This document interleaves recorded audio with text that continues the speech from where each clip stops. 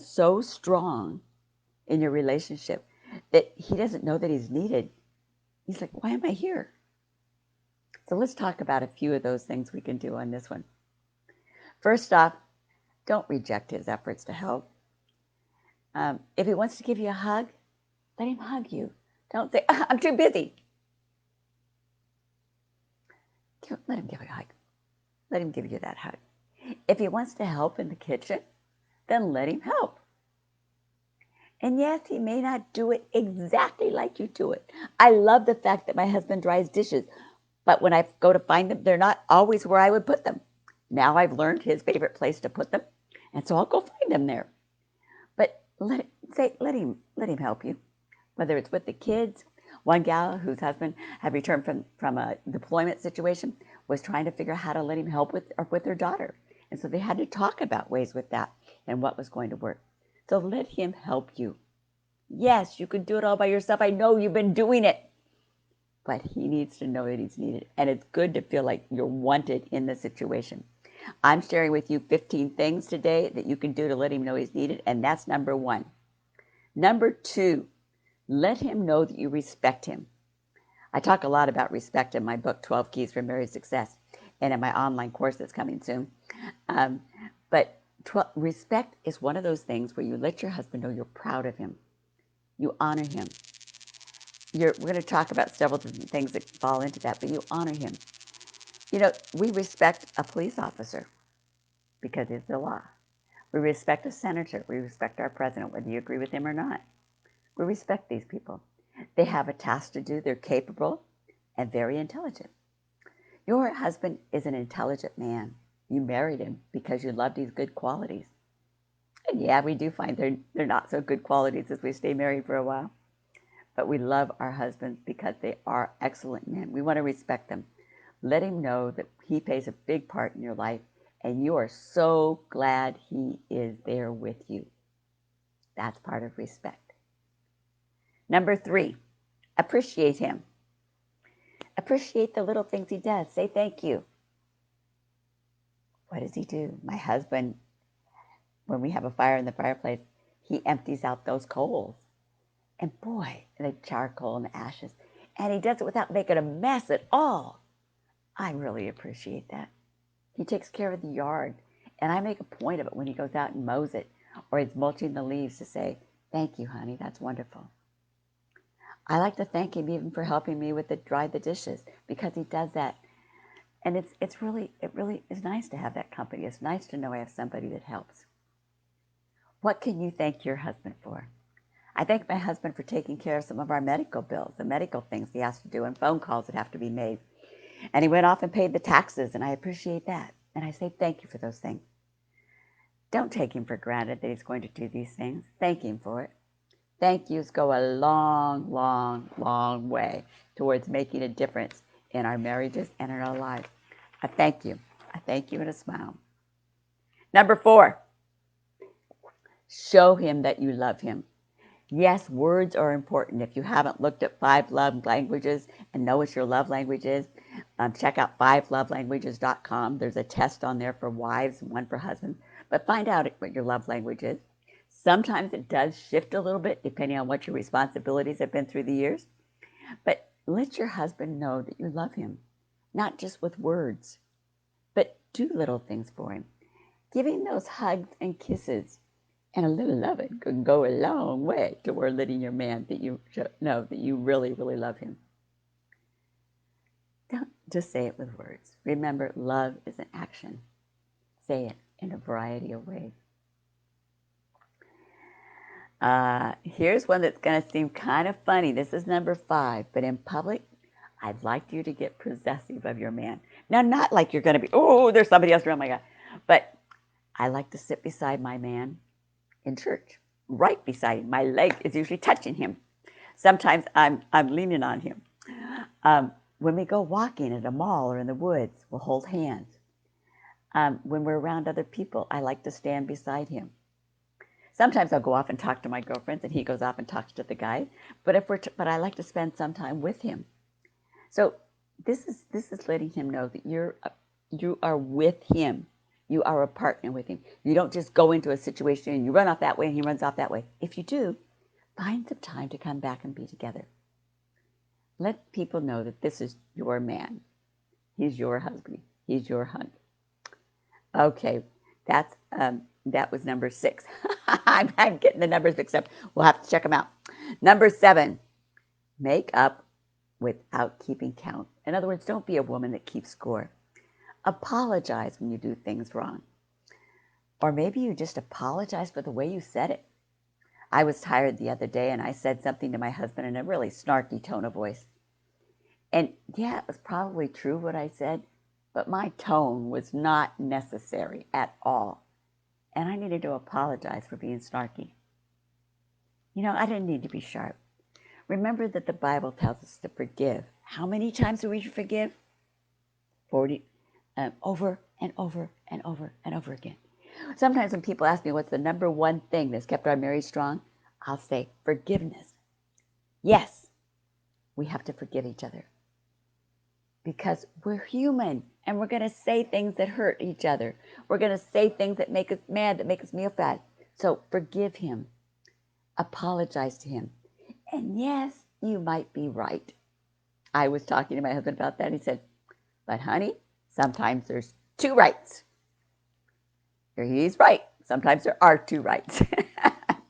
So maybe it's just we're apologizing for insisting on our own way when his way would work just fine, or it's okay. But this doesn't mean you're a doormat. We're not talking about that. We're talking about learning to do what things are right.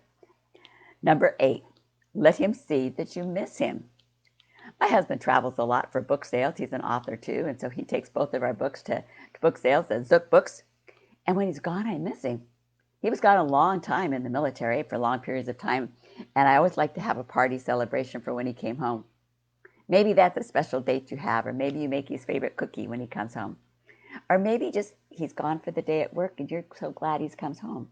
What's the number one way of showing your husband that you're glad he comes home? And I have to make sure I still keep doing this because we both work from home now. So when one of us goes out, I make it a point, as often as I can remember, I'm not perfect at this, but of going when I come in the door, hi honey, as soon as I put my stuff down, going over to him and giving him a kiss. That, I miss the guy.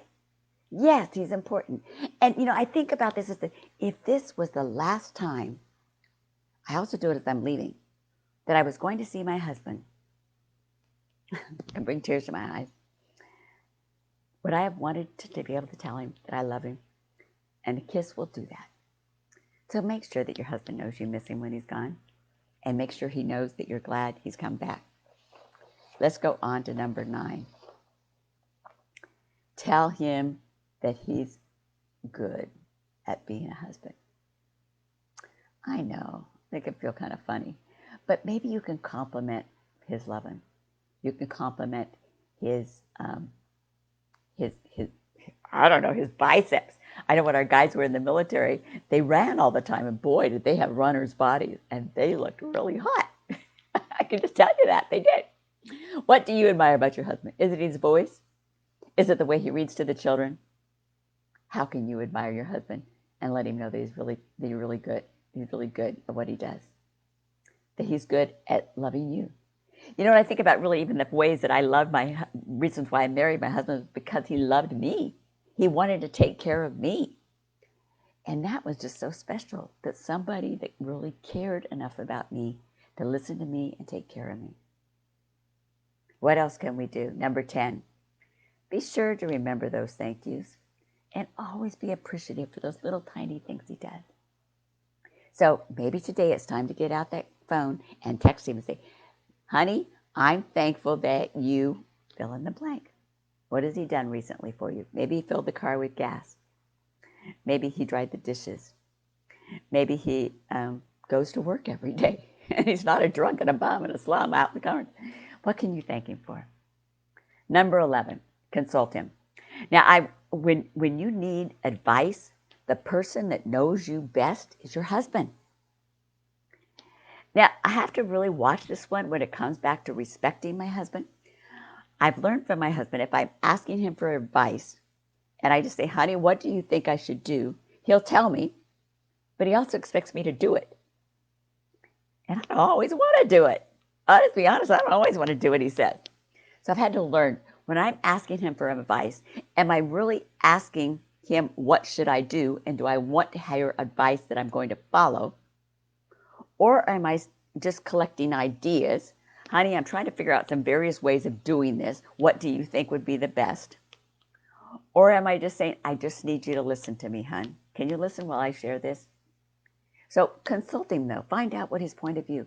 Remember, not only does he know you best, he also knows the situation from a man's point of view. And he's had experiences you haven't had, just like you've had experiences he hasn't had. So listen, consult him. But remember, if he's going to tell you what to do, he probably is expecting you to do it. That's part of respect. So figure out another way to say, I'm just wanting some advice here, trying to figure out some various possibilities. Or I really want to know what you think is the best thing to do here. And maybe you can have one of those discussions where you say, I hear what you say is thinking is best. This is what I'm thinking about. Why do you think what this would be better? I did that about something the other day. I was thinking about whether to hire someone or not hire someone, and or keep them on or not. And my husband said, he had his opinion, and he told me, and I said, well, why would you say that? And he told me why. I go, oh, that makes good sense. Okay? So consult him, find out his opinion. Number 12, don't boss him. Remember, he is not your child. He's your husband. He's a full-grown man. Yes, he doesn't do things exactly like you do because he's not you. But don't boss him. Don't treat him like a child. Don't try to tell him what to do. It may be hard, I know. But you can create an atmosphere where you want to have change. You can have good conversations without this. It goes back into that no nagging thing. Number 13, show your affection. Reach for his hand. Give him a wink. Give him a kiss. Oh, plan a date night where you can share some loving and time together. It's awesome. Show that man that you really care. Give him some affection.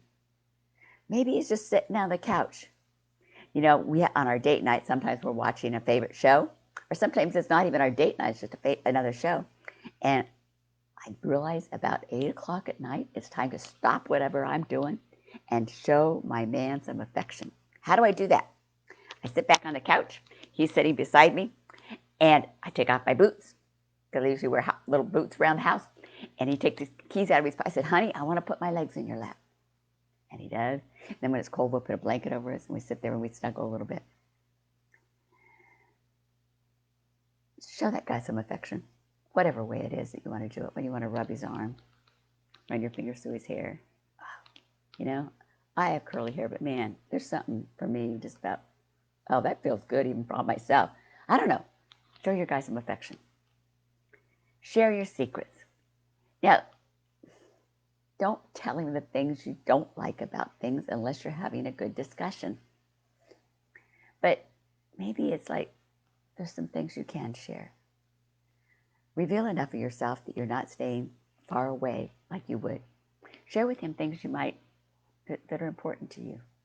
What are your deep longings? What are your dreams? What is it you really like to see? And then we talked again about asking him for advice. You know, this is not only consulting him, finding out how the best way is he thinks to do something. But remember, this is also asking for advice, number 15. But remember, when you're asking for that advice, be willing to listen.